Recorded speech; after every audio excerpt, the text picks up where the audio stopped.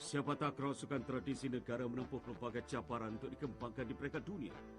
Kini hanya disenaraikan pada sukan C dan Asia. Bilakah lipasannya menerjah sukan Olimpik? Dari arena inilah lahirnya pemain yang digelar Raja Sepak Takraw Dunia. Usia 52 tahun, dilahirkan di Alustar, Kedah lah. Keadaan suasana di kampung saya tu dia tak ada bola sepak, dia ada sepak takraw, gelanggang sepak takraw. Dari situlah minat sepak takraw ni bermula.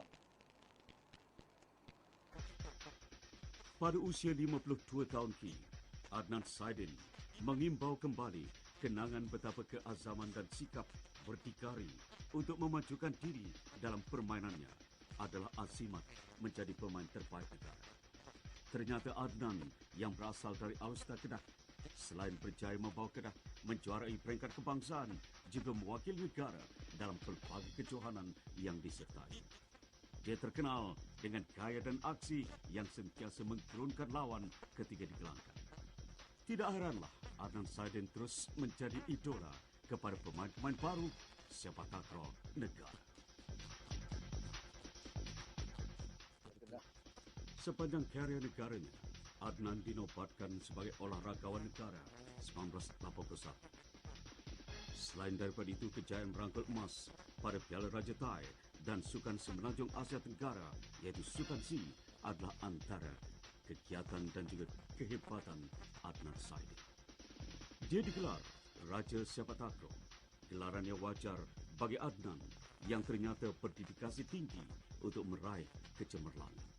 Namun kejayaan tidak datang sekali mata. Dari kegigihannya berlatih di permatang sawah di Kedah, dia secara bersendirian mencuba pelbagai taktik dan teknik yang akhirnya berjaya mewakili Kedah dan mewakili negara dalam sukan sepak takraw kesayangannya ini. Kenangan-kenangan manis. Jadi mula-mula kecederaan abang masa SEA Games di Singapura tahun 81. Yang kedua, bola lipatan kena penonton, ada yang patah gigi dan ada yang pingsan masa berlawan dengan Angkatan Tentera Piala Emas di Alustar. Jadi kenangan-kenangan tu tak dapat dilupakan lah. Bukan kata orang lain kena lah, saya sendiri yang kena. So pada tahun tu saya kena bola Cik Adnan Saidin, mulut pecah.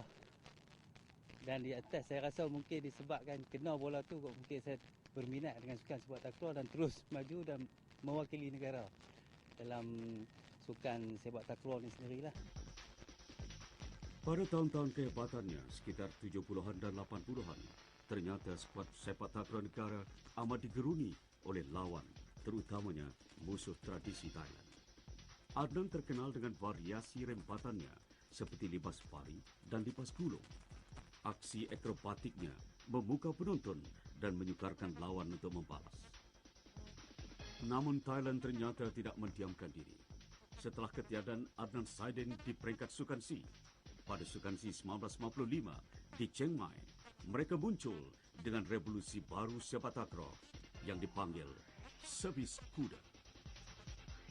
Jadi masa zaman dahulu, jadi Thailand dia memang dia nak jumpa Malaysia, depa takut kat Malaysia. Kan, jadi masa zaman saya ni tekong masa tu Wirat nak main dengan lepas tu baru masuk Pak Di. Kan, lepas tu bila main lepas zaman Pak Di masuk servis kuda.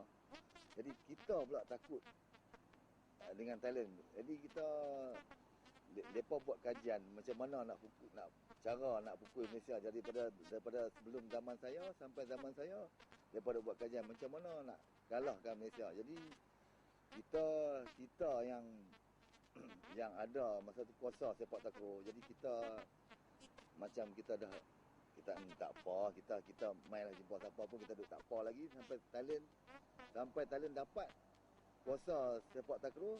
Dan sekarang ni kita pula takut nak jumpa Thailand. Jadi kita nak dapat balik tu susah jugalah. Kita kena usaha sungguhlah.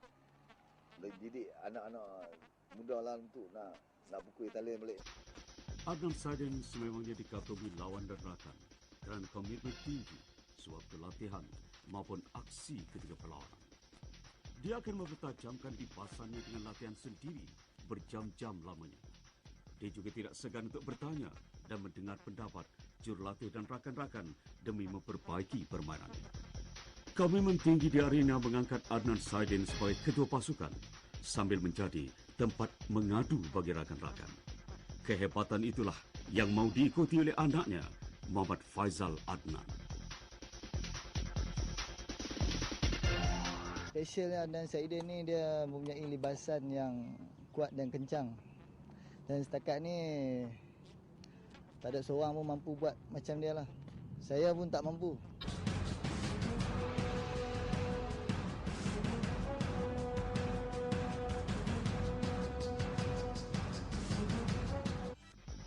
Inilah antara deretan piala dan pingat yang menjadi ingatannya.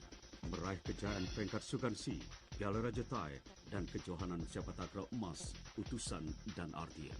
Dan ingatan inilah menjadikan Raja Sepak Takraw yang digeruni dengan libas pari dan libas gulung.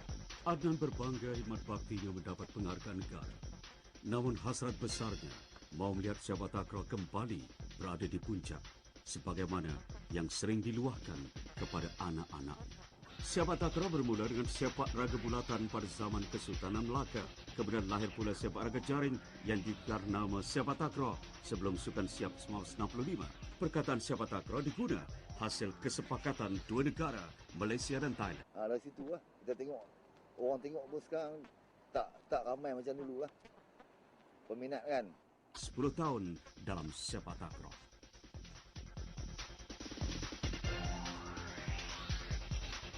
Adnan Saidin olahragawan kebangsaan 1981, sinonim dengan aksi tangkas libas pari, libas gulung yang menggegar gelanggang sepak takraw. Raja sepak takraw Adnan Saidin wajar dijadikan idola, pembakar semangat pemain-pemain muda bagi menembus kekecewaan demi kekecewaan kepada negara Gajah Putih di pentas antarabangsa. Syabas Wira Sukan Adnan Saidin.